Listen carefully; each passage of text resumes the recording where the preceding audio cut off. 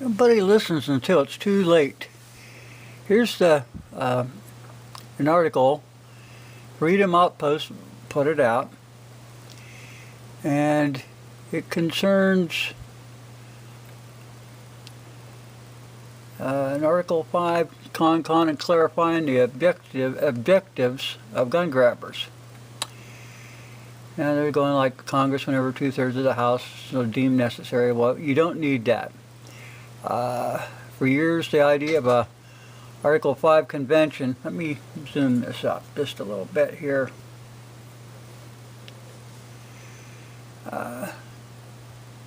Article 5 convention in a way to propose a new amendment to the Constitution, a provision added by our founders as a way to ensure that people have the ability to take control of their governing process.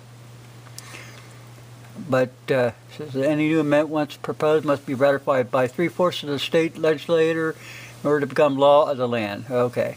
But here's saying this has been proven false, as a New American Magazine is reporting that a clarification of the Second Amendment, meaning is on the agenda, should be an Article 5 convention take place.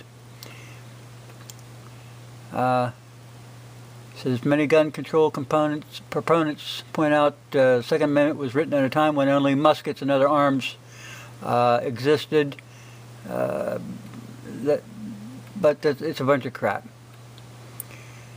They could reaffirm that an armed public is the best way to ensure the security of a free state, but with the hysteria against guns, they probably wouldn't go through. But says one of these threats that is the fact that gun control and disarming of America has been written to public law since 1961.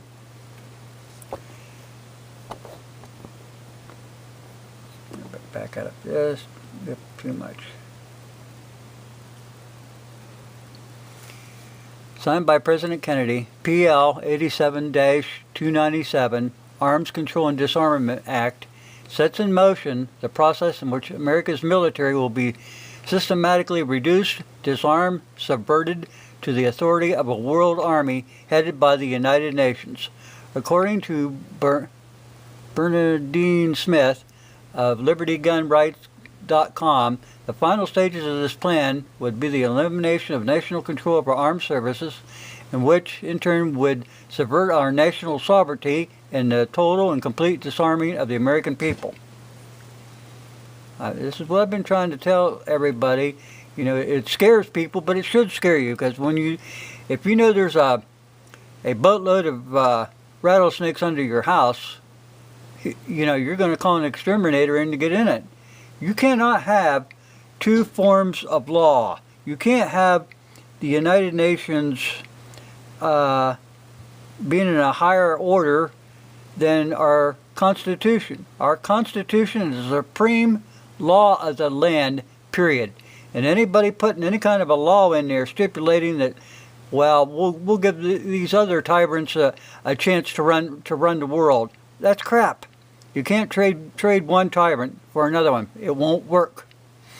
Also, the process of turning over command of the United States military to the United Nations started nearly 2 decades ago with the passing of the United Nations Participation Act. Get these people out of here. The act put the power of committing U.S. forces to conflicts overseas in the hands of the United Nations Security Council as opposed to the U.S. Congress, who incidentally, constitutionally speaking, has the sole authority to declare war. Since the Korean War, all conflicts involving the U.S. forces have been directed by the United Nations Security Council. State Department Publication 7277 states as one of its goals is the total and complete disarmament of military forces except for that which is necessary to maintain internal order and for contributing to the United Nations peacekeeping force. This essentially means that only a small body of armed forces operating under the jurisdiction of the United Nations would exist for the purpose of enforcing principles set forth by a world governing body.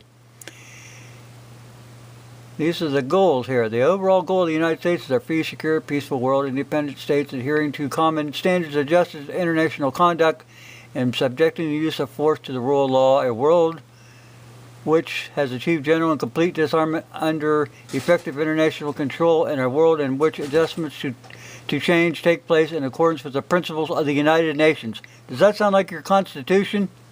I'm going to zoom out in just a little bit more, people. In order to make possible the achievements of that goal, the program sets forth the following specific objectives towards which nations should direct their efforts: the disbanding of all national armed forces and their prohibition of their reestablishment in any form whatsoever other than those required to preserve international order and for contributions to the United States Peace Force. The elimination from national arsenals all armaments, including weapons of mass destruction and means of their delivery other than those required for the United Nations Peace Force, and maintain internal order. You getting this, people? Are you see what's going on here? Every year you're paying money to the United Nations so that they can pass laws and treaties to put you under their control. Now, I told you before, you can't have two forms of government. One has to go. The United Nations Program of Action on Small Arms is one such agreement. Many may argue that the agreement has no bearing on U.S. law, but considering the harsh political climate and the constant efforts to pass gun controls, it's important that the American public at least understand what this agreement entails. For example, Section 2 explicitly states that they do not yet exist laws should be passed criminalizing the illicit manufacture, transfer, and possession of small arms. Illicit means like a 3-pound drop in your automatic weapon, so on and so forth. This just goes on and on. You're going to have to read this. Another one is the agreement of the UN Arms Trade Treaty, which was signed illegally by former Secretary of State John Kerry. While this treaty has not been ratified, it's hard to argue that our government is not working to accomplish the objectives set forth within that text. With this treaty begins the words that suggest the UN will respect the sovereignty of nation states. Other material provided in this article shows the ultimate objective is, in fact, to completely disarm the public. Proof of this being a final objective is demonstrated every time the push for gun control returns in response to a national tragedy. In structure, more in line with the principles of the UN Charter than the U.S. Constitution. As this Constitution exists and explicitly denies the right of individuals to keep and bear arms of any type except those who are serving in the capacity of the United Nations Peacekeeping Force. I'm telling you, people, if you can't get it together and understand where this is going, you cannot have the two forms of government. Now, tried to tell you before, this is a progressive communist checklist, and the United Nations is a communist organization. Promote the UN as the only hope for mankind. If its charter is rewritten, demand that it be set up as a one-world government with its own independent armed forces. Now, this communist goal thing has been going on. This was written to the congressional records. Like I said, as I find it, it's written into collect the congressional records, January 10th, 1963. This has been going on for some time. Now, if you look out in front of the United Nations, you see that handgun.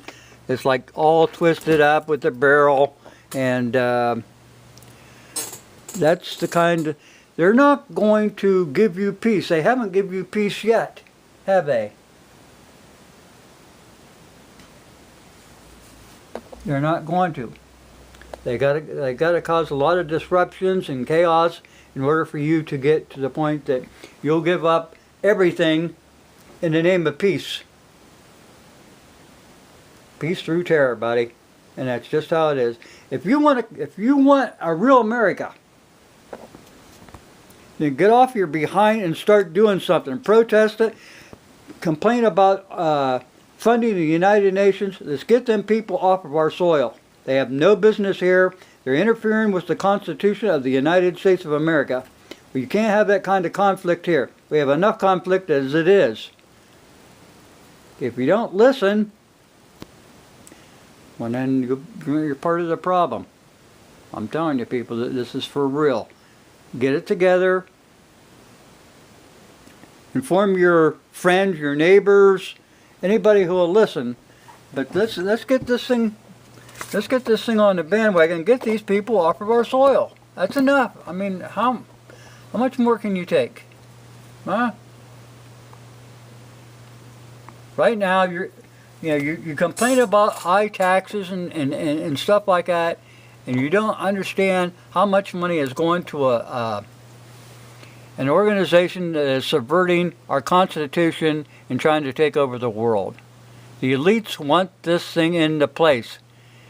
Now the Americans, they knew what the League of Nations was about, and they denied it. And then after the war, after World War II, they snuck this thing in. Well, we got to find a way to keep peace. These people are not for peace. It's a communist organization. They want to take control of the United States. They want you to they want to disarm America by taking away its ICBMs. Now here's an article. Nuclear strategists call for bold move. Scrap the ICBM arsenal. Now, does that sound like Americans talking that want to protect the people of the United States? No, there's too many communists. We got to drain the swamp on this, people. The first step is defund the United Nations and get them off of our soil. Pull us out of everything that anybody ever signed, that any kind of contract with the United Nations. If you want to save this country, voice your opinion. Thanks for watching. But like I said,